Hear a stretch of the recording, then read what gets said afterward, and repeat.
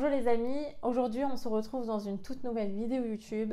Aujourd'hui nous allons parler des 5 clés indispensables pour créer votre business en ligne.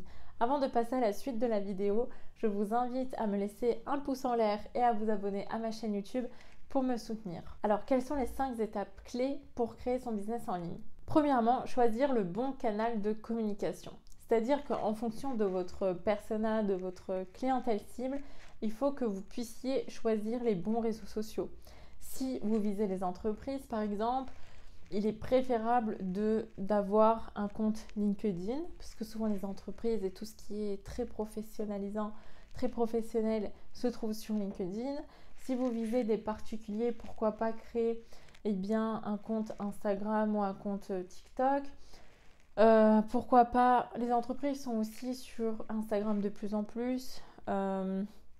Vous pouvez également, pour des particuliers, créer une chaîne YouTube par exemple. Enfin, en tout cas, trouver le bon canal de communication en fonction des personnes que vous visez. C'est super important. Ça sert à rien de communiquer sur Instagram si les entreprises que vous visez sont plus sur LinkedIn. Enfin, essayez de faire une étude de marché, voir où ils se trouvent et créer donc le bon réseau social pour communiquer avec vos prospects qui deviendront par la suite vos clients. Deuxièmement, identifier le bon moment pour poster ou créer du contenu. Donc que ce soit sur LinkedIn, Instagram, TikTok, YouTube, enfin n'importe quel réseau social que vous utiliserez, pensez bien à regarder vos statistiques, pensez bien à regarder quand vos abonnés sur Insta par exemple sont présents sur Instagram, quand ils sont les plus actifs pour pouvoir poster à ce moment-là. Vous savez, sur Instagram, on voit les statistiques. Quand vous avez tout simplement sur les statistiques, et bien si vous voyez que votre audience est très active, je ne sais pas, en fin de journée à partir de 18h, et que vous postez à 7h du matin ou voilà, à 8h, n'attendez pas à avoir beaucoup d'interactions sous vos posts. Enfin, vraiment étudiez ce que les statistiques vous disent sur les réseaux sociaux en question et faites en sorte de poster au bon moment pour que votre contenu soit vu par un maximum de personnes et pour gagner beaucoup plus de visibilité.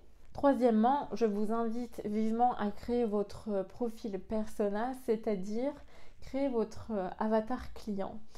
Donc en fait, créer un personnage fictif qui s'approche au maximum de votre client idéal. Et souvent, les personnes qui se lancent dans la création de leur business en ligne passent un peu cette étape et mettent cette étape de côté, alors que c'est très important, puisque en fonction des personnes que vous allez viser, bien vous allez avoir une certaine posture ou une certaine communication. Quand on s'adresse à des entreprises, souvent on vous voit, alors que quand on s'adresse à des prospects, on peut vous voyer ou tutoyer. Oui, voilà, vous n'aurez pas la même façon de communiquer, vous n'aurez pas la même façon de vous tenir ou d'écrire. Vous allez peut-être écrire avec des mots un peu plus jeunes, comme on dit, comme les vieux d'aujourd'hui disent, si vous vous adressez à des jeunes, ou avoir un langage un peu plus soutenu, un peu plus riche en termes de vocabulaire si vous vous adressez, je sais pas moi, à des entreprises régionaux par exemple. Enfin, c'est pas du tout la même façon de communiquer. Donc créez bien votre avatar client.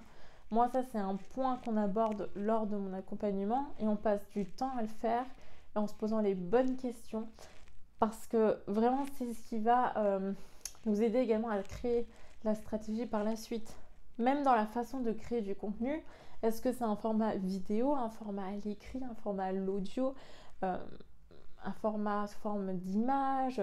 Enfin, tout cela va dépendre de la personne, enfin des personnes que vous ciblez. Quatrièmement, donnez beaucoup de valeur.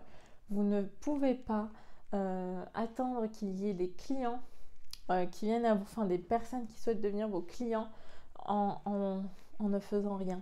Vous êtes obligé et vous devez donner beaucoup de valeur à vos abonnés, à vos prospects, à vos lecteurs pour des articles de blog.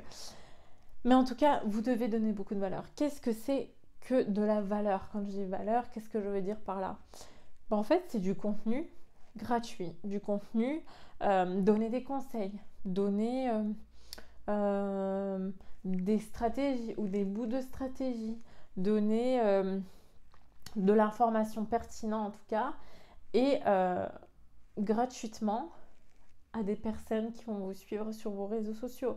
Sur Instagram, en créant des posts, ne partagez pas juste des photos de la nature ou des photos de chiens et de chats.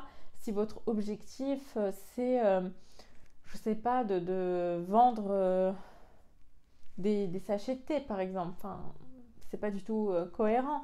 Au lieu de ça, donner de la valeur, donc je sais pas, expliquer comment on peut utiliser vos sachets de thé, en quoi vos sachets de thé sont originaux, comment bien conserver son thé, quels aliments on peut manger par exemple à côté du thé, à quel moment il faut boire tel ou tel thé, quel effet produit telle ou telle feuille de thé ou telle infusion dans notre corps. Enfin voilà, donner beaucoup de valeur, de l'information, des conseils à votre audience. Et par la suite, eh bien, vous pourrez les convertir en clients. Mais il y a plein de gens, enfin j'ai une cliente qui crée des posts qui n'ont aucun rapport avec le produit qu'elle veut promouvoir et vendre. Donc il faut vraiment faire attention à ce qu'on met, surtout sur nos comptes pro, parce que l'Instagram, si jamais vous l'utilisez comme canal de communication, ça sera un compte pro, ça sera votre métier, enfin ça sera votre oui, j'ai plus les mots, mais ça sera c'est votre entreprise en gros. Donc quel est l'intérêt de partager des images ou des photos qui n'ont pas de lien avec le produit que vous voulez vendre? Donc faites attention à ça. Cinquièmement, faire de la veille concurrentielle, ou encore on peut appeler ça benchmark, c'est-à-dire regarder un peu ce que vos concurrents font sans forcément vouloir les copier, mais pour vous inspirer. Regardez un peu ce qui se fait, regardez quelles innovations se font dans votre milieu, quelles nouveautés intègrent vos concurrents. Vous n'êtes peut-être pas au courant de tout, il y a peut-être, je sais pas, une chose que tout le monde met en place et vous êtes un peu à la ramasse. Regardez un peu ce qui se fait. Et puis ça va vous aider à vous inspirer, à optimiser également vos produits, parce qu'en fonction des retours que vos concurrents auront, vous saurez à peu près ce qui plaît ou ce qui ne plaît pas. En tout cas, restez à jour dans la veille pour ne pas avoir plusieurs trains de retard. Voilà, on arrive maintenant à la fin de cette vidéo. J'espère vraiment qu'elle vous aura aidé, que les conseils que je vous donne, que la valeur justement que je vous partage, eh bien vous plaît. Si c'est le cas, n'hésitez pas à me faire des retours sous la vidéo YouTube. Je prendrai un grand plaisir pour lire vos commentaires et y répondre. Je suis également preneuse de critiques constructives pour améliorer mes vidéos YouTube. Pensez également à me laisser un petit pouce bleu ou un pouce en l'air plutôt, il est plus bleu ce petit pouce, et à vous abonner à ma chaîne YouTube pour me soutenir. Je vous souhaite beaucoup de succès et je vous dis à très vite dans une prochaine vidéo.